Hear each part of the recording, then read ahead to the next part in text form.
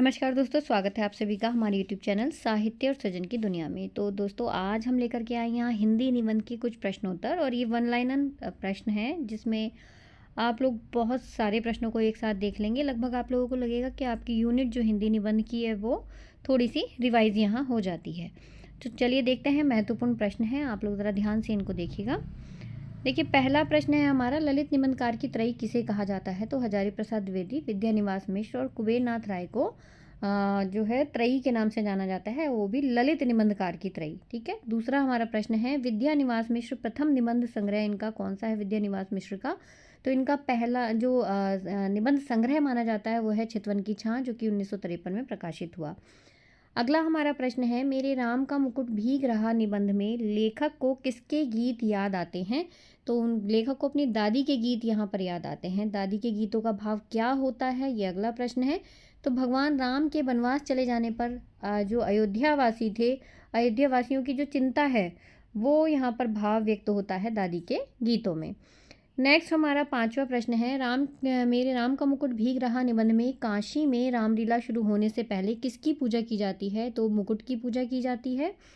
छठा हमारा प्रश्न है कि कविता वह साधन है जिसके द्वारा शेष सृष्टि के साथ मनुष्य के रागात्मक संबंध की रक्षा और निर्वाह होती है। तो निर्वाह होता है, ये किस निबंध से लिया गया है, किस निबंध से ये कथन लिया गया है? तो यहाँ पर छठे का आपको सही उत्तर दिखाई देगा। कविता क्या है? रामचंद्र शुक्ल जी का। सातवां प्रश्न है दोस्तों, कविता सृष्टि सौंदर्य का अनुभव कराती है, यह कथन किस लेखक का है? तो इसका सही उत्तर है रामचंद्र शुक्ल। कविता क्या है? नेक्स्ट हमारा प्रश्न है, कविता मनोवेगों को उत्तेजित करने का साधन किसने बताया? कविता जो है वो मन के जो वेग हैं, आवेग हैं, उनको उत्तेजित करती है, तो उसका साधन किसने बताया? रामचंद्र शुक्ल जी। कविता क्या है? हमारा नवा प्रश्न है, अशोक के फूल केवल एक फूल की कहानी नहीं, भारतीय संस्कृति का अध्याय है और इस अध्याय का अनंग लेख पढ़ने वाले हिंदी की में पहले व्यक्ति हैं हजारी प्रसाद द्विवेदी। उपरोक्त पंक्तियाँ किस निबंध से ली गई हैं? तो अशोक के फूल के बारे में किस निबंध में चर्चा की गई है? तो याद रखिएगा, संस्कृति और सौंदर्य जो नामवर सिंह जी का है, इस निबंध में अशोक के फूल की चर्चा भी की गई है। 10वां हमारा प्रश्न है, किस निबंध में मिश्र संस्कृति और अज्ञे की संस्कार धर्मी संग्राहक संस्कृति पर निबंधकार ने प्रकाश डाला है? तो नामवर सिंह जी के संस्कृति और सौंदर्य में ही आप देखेंगे मिश्र संस्कृति और अज्ञे की संस्कार धर्मी संग्राहक संस्कृति की चर्चा यहाँ पर हुई है। अगला हमारा, क्योंकि रिवीजन के हिसाब से हम यहाँ देख रहे हैं, तो हमारे लगभग सारे निबंधों को हम यहाँ देख लेंगे, रिवाइज कर लेंगे एक बारी में। किस निबंध में हजारी प्रसाद द्विवेदी जी ने लालित्य मीमांसा के 3 सूत्रों का वर्णन किया है? तो संस्कृति और सौंदर्य में हम देखेंगे कि यहाँ पर 3 सूत्रों का वर्णन किया गया है। द्विवेदी जी ने लालित्य मीमांसा का तीसरा सूत्र क्या माना है? तो वो है सौंदर्य एक सर्जना है। सौंदर्य एक सर्जना है, ये लालित्य मीमांसा का तीसरा सूत्र इसमें दिया गया है। 13वां हमारा प्रश्न है, हजारी प्रसाद द्विवेदी जी ने कौन सी पुस्तक परिवर्धित रूप में प्राचीन भारत के कलात्मक विनोद नाम से छपी? हजारी प्रसाद द्विवेदी जी की कौन सी ऐसी पुस्तक है जो परिवर्धित रूप में प्राचीन भारत के कलात्मक विनोद नाम से छपी? तो वो है प्राचीन भारत का कला विलास, जो कि 1940 में आई थी और ये बाद में प्राचीन भारत के कलात्मक विनोद के नाम से प्रकाशित हुई। नेक्स्ट हमारा सवाल है, 14वां सवाल, कि हमारी संस्कृति और साहित्य का संबंध निबंध किसका है? हमारी संस्कृति और साहित्य का संबंध, तो हजारी प्रसाद द्विवेदी जी का ये निबंध है। विचार और वितर्क निबंध संग्रह से लिया गया है, जो कि 1945 में प्रकाशित एक निबंध संग्रह है। यह चर्चा संस्कृति और सौंदर्य नामवर सिंह जी के निबंध में देखने के लिए मिलती है। 15वां हमारा सवाल है, कविता के नए प्रतिमान दूसरी परंपरा की खोज किसकी रचना है? तो ये नामवर सिंह जी की है। मेरा मन पूछता है किस और, मनुष्य किस और बढ़ रहा है, पशुता की ओर या मनुष्यता की ओर? तो यह कथन किसका है? हजारी प्रसाद द्विवेदी जी का। नाखून क्यों बढ़ते हैं निबंध से। नेक्स्ट हमारा प्रश्न है, नाखून क्यों बढ़ते हैं निबंध में यह किसने कहा है? कि बाहर नहीं भीतर की ओर देखो, हिंसा को मन से दूर करो, मिथ्या को हटाओ, क्रोध और द्वेष को दूर करो, लोक के लिए कष्ट सहो और आराम की बात मत सोचो। तो एक बूढ़े ने ये बात कही है, नाखून क्यों बढ़ता है निबंध में। 18वां हमारा प्रश्न है कि मनुष्य की मनुष्यता यही है कि वह सबके सुख दुख को सहानुभूति के साथ देखता है। यह आत्मनिर्मित बंधन ही मनुष्य को मनुष्य बनाता है।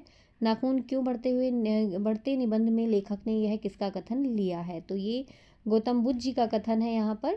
ठीक है, तो ये ध्यान रखना है आपको कि कहाँ यहाँ लेखक का कथन है और कहाँ किसी और के कथन को यहाँ पर इन्होंने उठाया है। तो मनुष्य की मनुष्यता यही है कि वह सबके सुख दुख में सहानुभूति के साथ देखता है और यह आत्मनिर्मित बंधन ही मनुष्य को मनुष्य बनाता है। तो ये गौतम बुद्ध की पंक्तियाँ हैं जो यहाँ पर लेखक ने ली हैं। नेक्स्ट है हमारा 19वां प्रश्न, अल्पज्ञ पिता बड़ा दयनीय जीव होता है, यह किसका कथन है? तो ये नाखून क्यों बढ़ते हैं, हजारी प्रसाद द्विवेदी जी के निबंध से ही ये पंक्तियाँ भी ली गई हैं। नेक्स्ट हमारा 20वां प्रश्न है कि वन तुलसी की गंध किसके द्वारा रचित निबंध है? तो ये विवेकी राय जी द्वारा रचित निबंध है। अगला है मन बोध मास्टर की डायरी किसका निबंध है? तो विवेकी राय जी का ही निबंध है। उठ जाग मुसाफिर निबंध संग्रह में लगभग कितने निबंध देखने के लिए मिलते हैं? तो जो निबंध संग्रह है उसमें लगभग 10 निबंध देखने के लिए मिलते हैं। उठ जाग मुसाफिर निबंध में निबंध का प्रारंभ कहाँ से होता है? मास्टर साहब से मिलने जाने की घटना से इस निबंध का प्रारंभ होता है।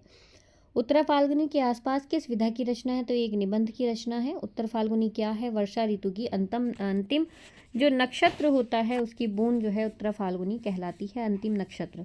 26वां हमारा प्रश्न है, उत्तर फाल्गुनी के आसपास निबंध में किसे जीव का घनघोर कुरुक्षेत्र बताया गया है? किसे जीवन का घनघोर कुरुक्षेत्र बताया गया है? तो जो 30उत्तर दशक होता है यानी 30 के बाद का समय होता है उसको घनघोर दशक यहाँ पर बताया गया और जो कि बिल्कुल सही जीवन पर आधारित होता है। नेक्स्ट हमारा 27वां प्रश्न है, दरअसल 40 से ज़्यादा जीना असभ्यता है, अश्लीलता है, अनैतिकता है, भला 40 से आगे कौन जीता है? उक्त कथन किस निबंध से लिया गया है? तो उत्तरा फाल्गुनी के आसपास निबंध से, जो कि कुबेरनाथ जी का निबंध है।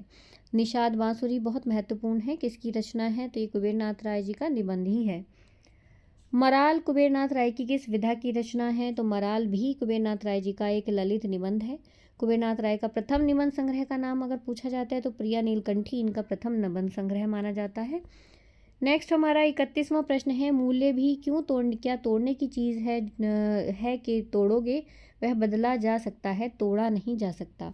ठीक है, तो यहाँ ये जो बात कही गई है ये भी उत्तरा फाल्गुनी के आसपास निबंध में कही गई है।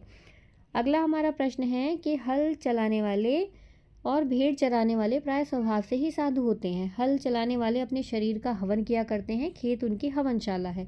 यह जो कथन है ये किस निबंध की प्रारंभिक पंक्तियां हैं? तो मजदूरी और प्रेम निबंध की हैं, अध्यापक पूर्ण सिंह, और बहुत महत्वपूर्ण पंक्तियां ये यहाँ पर ली गई हैं।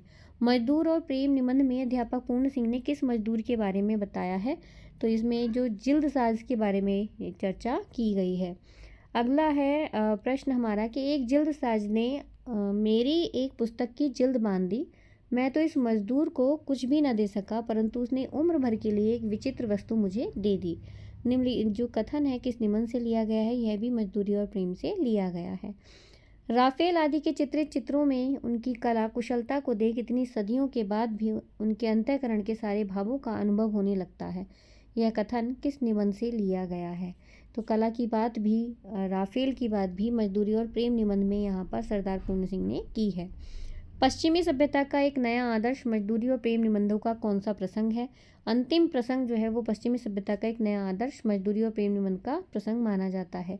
शिव शंभू के चिट्ठे में निबंधकार ने अधिकतर किस शैली का प्रयोग किया गया है? तो यहाँ शिव शंभू के चिट्ठे अगर हम देखते हैं तो यहाँ पर व्यंग्यात्मक शैली हमें देखने के लिए मिलती है। बाल मुकुंद गुप्त किस युग के निबंधकार हैं? तो भारतेंदु युग का अंतिम चरण और द्वितीय युग का प्रथम चरण था जब मुकुंद गुप्त के जो निबंध हैं वो हमें देखने के लिए मिलते हैं। लॉर्ड कर्जन की अगर बात की जाए तो लॉर्ड कर्जन किस अवधि तक वायसराय रहे? तो सन 1899 से 1905 तक ये वायसराय रहे।